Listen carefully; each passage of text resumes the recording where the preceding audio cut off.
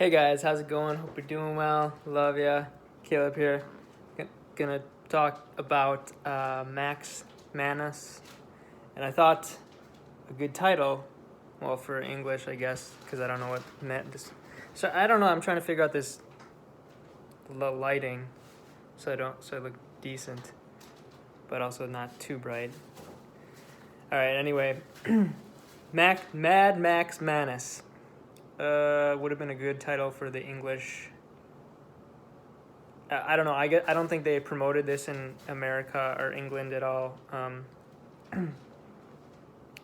No, that would be a silly title, but I think it's pretty apt considering how kind of wild he was. I mean, if you're gonna jump out of a window that's not on the first floor of any building, that's pretty wild. Yeah, it was a good movie. Brought up a lot of things that I think are not talked about in World War II. You know, World War II. It's like people can't get over it because there's nothing. It's the biggest. You know, it's the most recent giant war. And it has, and so that's all of a reference for, like, you know, massive war tactics and information and somewhat modern, although it's, yeah, I mean, I'm sure most of this stuff is outdated, maybe maybe everything, but it's still, you know, in terms of using planes and guns and men and bombs and all this stuff that we kind of think of now as warfare, like, it incorporated everything. It wasn't not like World War I, where it's kind of like sitting in trenches forever. But anyway, back to the point. Like I said, I think it's cool that they brought up, like, this is another thing of World War II that's not, we don't really know much about. I mean, the general world. I'm sure Norwegians get more of specific history lesson about this. All I knew going into the movie was that Norway had been taken over, and apparently they were basically taken by surprise, or almost completely taken by surprise, and that if I keep my hand here, it seems to be okay. So the king of, allegedly the king of Norway was woken up and said, somebody told him, we've been invaded, and he asked, by who? I don't know if that was true, but that's what I heard. And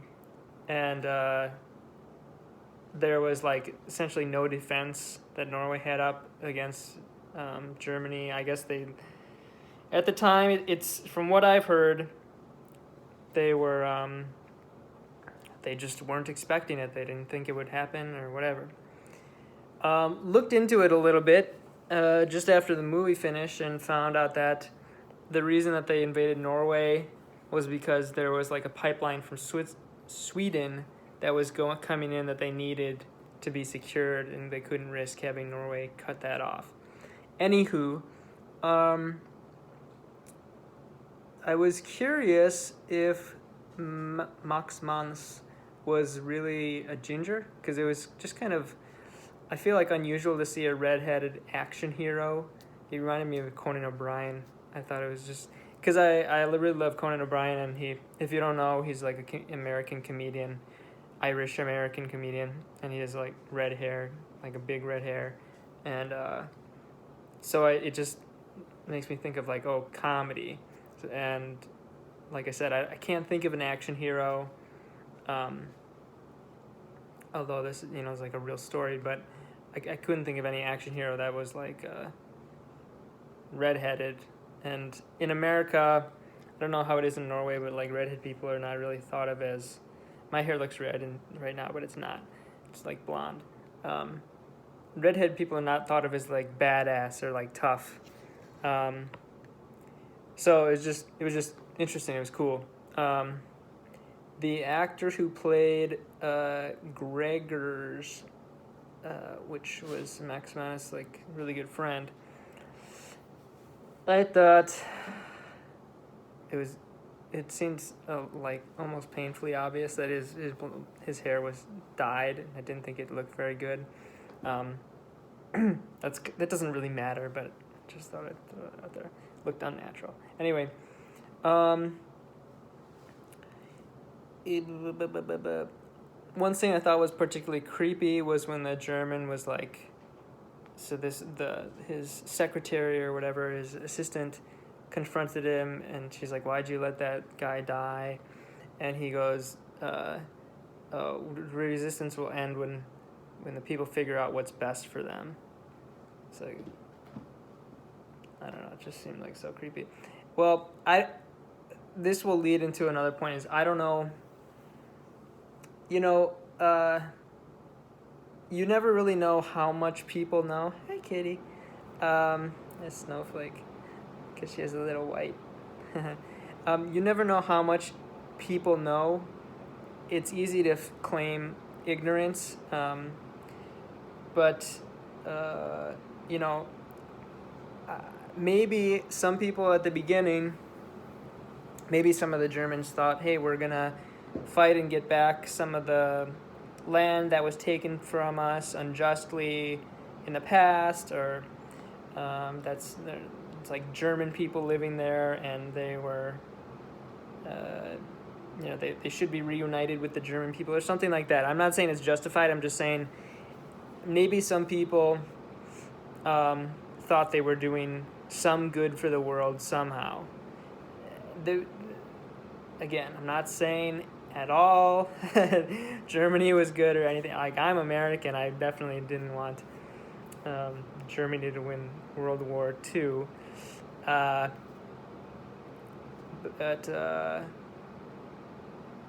at the beginning of things, they might sometimes they start out good and go bad. So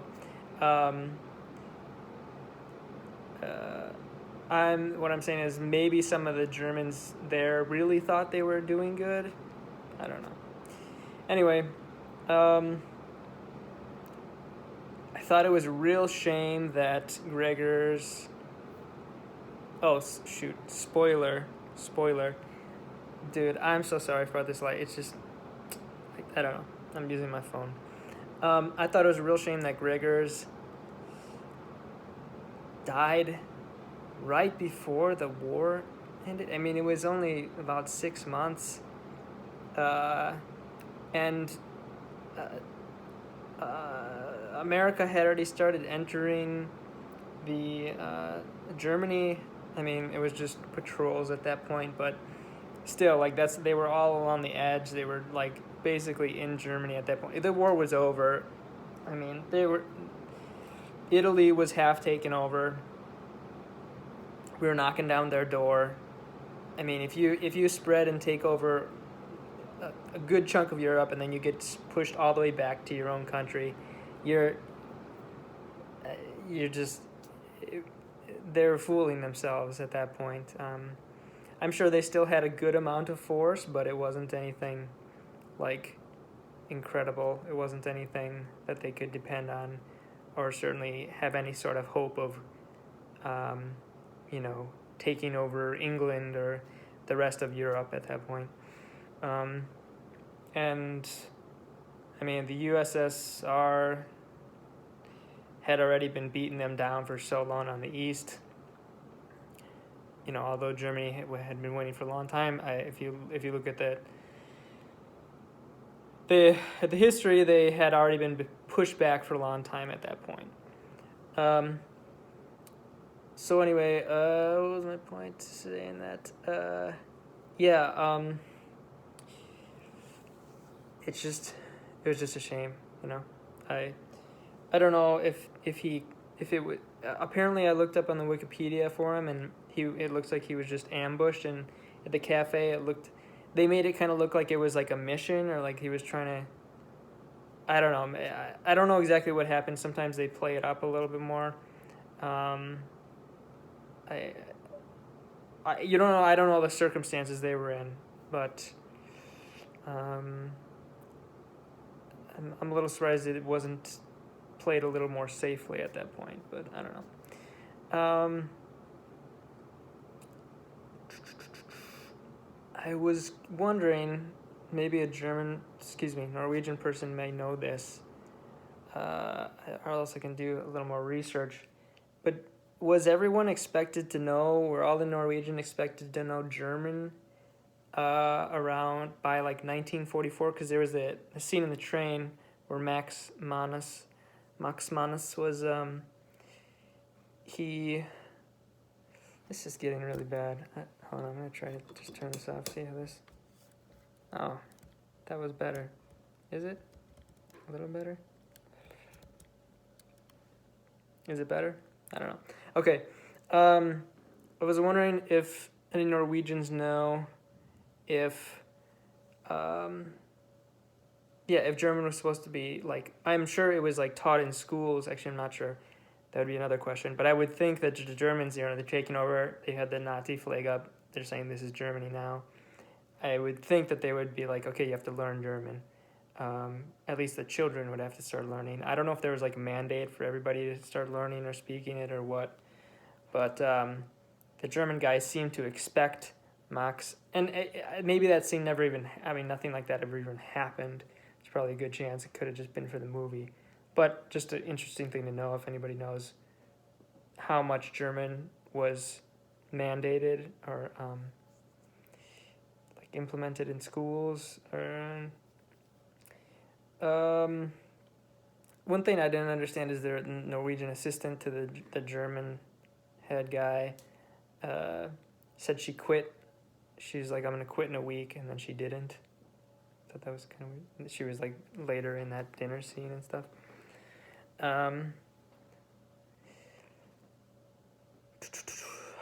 Brings up an interesting point. I don't know. I feel like the lighting is too light now. Oh, this is so bad. This is really bad.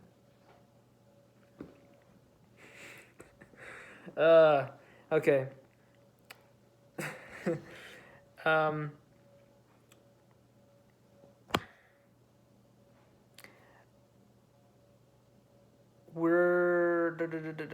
I was wondering how many Norwegians were okay with German occupation or supported it, because it seems at least questionable why there wasn't more. I guess they make it seem in the movie like it was a pretty small amount of people working against the Germans, and that it wasn't like, it just wasn't like there wasn't much pushback. That could just be the movie. I don't know how. Another good question for Norwegians is, and I feel like it's easy to claim that you always supported the homeland after the war was over and be like, oh yeah, I always wanted the Norwegians back in power. Unless there's like direct evidence to the contrary of you like helping the Germans and maybe even ratting out your compatriots, your fellow Norwegians. But it seemed like a small group. I don't know. At the same time, it's it's easy to criticize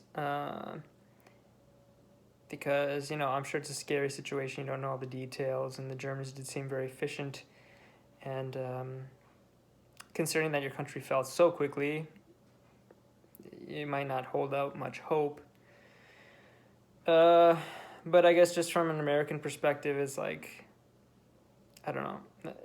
You never really know how things would play out. I feel like Americans, if somehow America got taken over by some other country, I feel like Americans would be like pretty like giantly against it and massively in coordinating to overthrow the government secretly and just through militias and whatever. But I don't know. Yeah, I don't really know. Anyway, I was gonna say also possibly it's possible that maybe Germany just seemed better run at the time, and maybe people didn't know of the atrocities similar to kind of what I was talking about before. Maybe the people. All right, I'm gonna try this one more time. Just turn on this. Turn up that brightness. Is that okay? Nah. Maybe the people, the Norwegians, there seem to think that not like Germany was being run more efficiently. Maybe that it was wealthier at the time. I tried to look up the GDPs per capita of each country at the time. I couldn't really find good data. But it's an interesting question because I feel like if I was in how do you say forgetting my own language. If I was a citizen of a country and then another country invaded, that was like just overall better, better run, nicer, you know, treated people more humanely, richer. I might be like, yeah, I don't know. Maybe we need a change in government. So I don't know. It could be totally against it. It could be that everybody was just really against it, but most people were afraid. It'd be another interesting thing to hear from a historian, an unbiased historian. There was an interesting scene. I didn't really watch the show, but I saw a clip of The Man in the High Castle, which is like a show about if Germany had won the war and taken over America, of like people being like, well, I guess we'll have to go with them. And somebody commented like this is what actually happened in Norway. So anyway, it's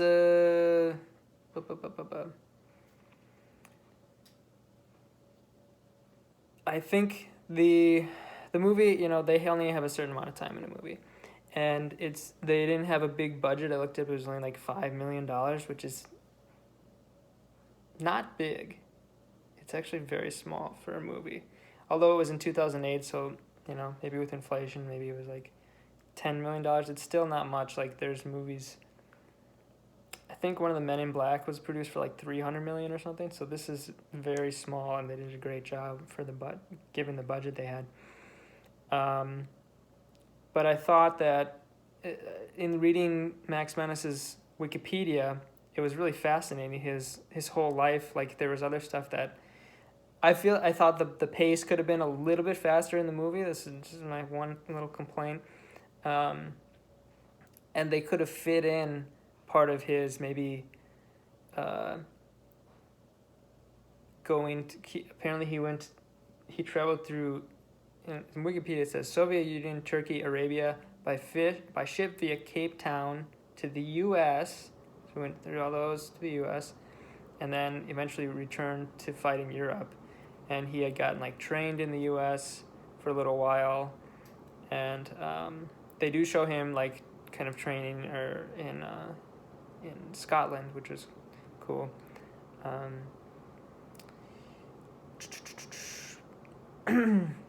But I thought the best scene was when there was like the yelling at Manus, and maybe it's just because I don't know. I really like when there's a lot of emotion, and I thought that was really good. Like good acting. I mean, I feel like being angry is one of the easiest types of acting,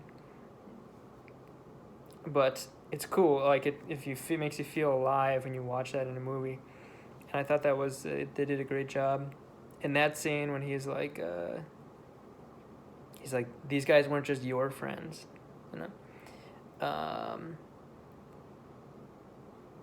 talking to Max when Max wanted to go do the mission on his own. Anyway, and then after the war, I guess he went. Manus went in the office supply business. He went to the United States and got contracts for office machines, and then his businesses still stand today. although they were broken up, his business was broken up, but they still are in operation. So anyway, that's cool. And I thought this was a little bit funny. Nothing saying negative about him or that he wasn't unpatriotic or anything, but it was just considering how much he loved Norway and how much he fought for it, that he moved to Spain and retired there. But that's pretty common for old people. Like a lot of American old people move to Florida just because it's easier, warmer. One thing I would like to get out this message is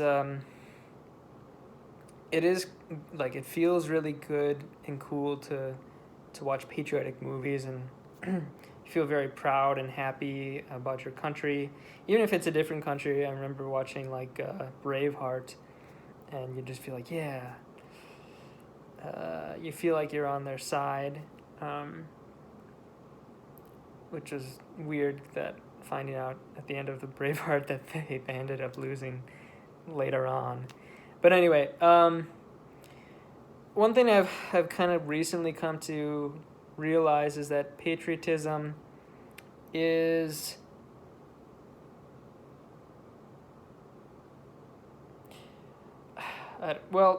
it's something that's very like emotionally built into us because people are naturally very tribalistic, and it you want your sports team to win, you want your family to do well, you want your whatever group that you're associated with to be the best or the winner. I'm gonna try this one.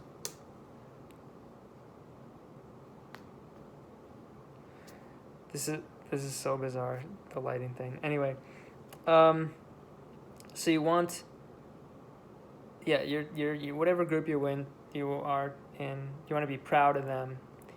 And I realized that it's the best group to fight for and to be a part of is the group of, it's gonna sound like very like I'm saying something from out of a line of a movie, but truly is to the group of love. You want to be on the side that's the most loving, because that's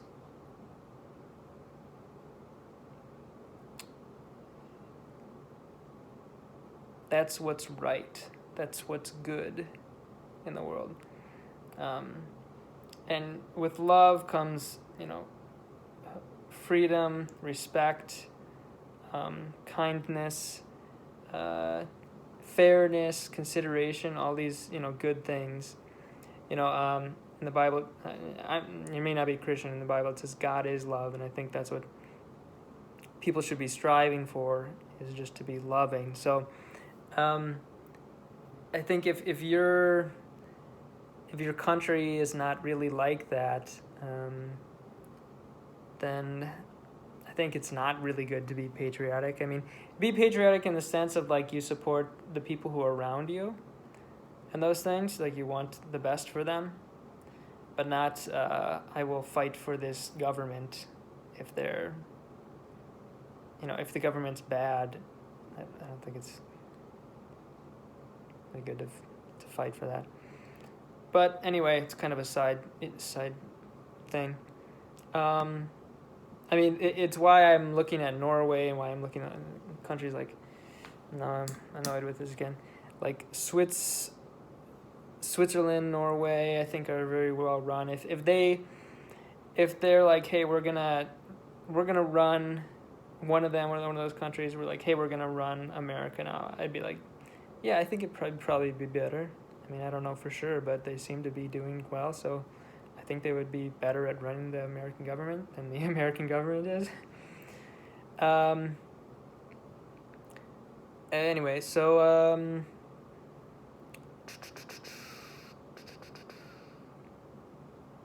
the single greatest thing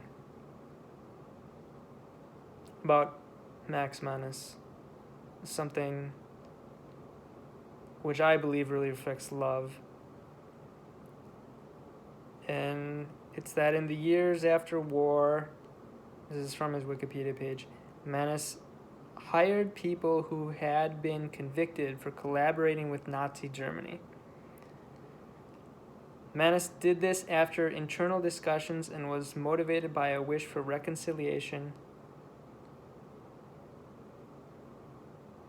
as well as professional considerations. But it's very, very easy to fall into tribalism. Fight and see people as your enemy. It's much easier to be like, let's get them, let's beat them. It's much harder to forgive. It's much harder to reconcile, understand, be kind, and to love your enemies. And so for him to do that, and I think it was reflected in one of the scenes at the end when he was pretty kind to the German officer, considering all that he had done, and they when he met with him in the holding cell. And just recently I'd watched an episode of Alt for Norg, where this woman was like awarded immunity because she had shown the Norwegian spirit because she had helped an older woman in a hike, which I thought was very sweet. And I think if that is the Norwegian spirit, I think it seems to be very loving, and I think that's really amazing commentary on Norway. I've never been, but hope to go someday, hopefully soon. So thank you very much for watching. Love it. Have a good one. If you want to, like and comment and subscribe, but if not, that's cool. Take care. Love you.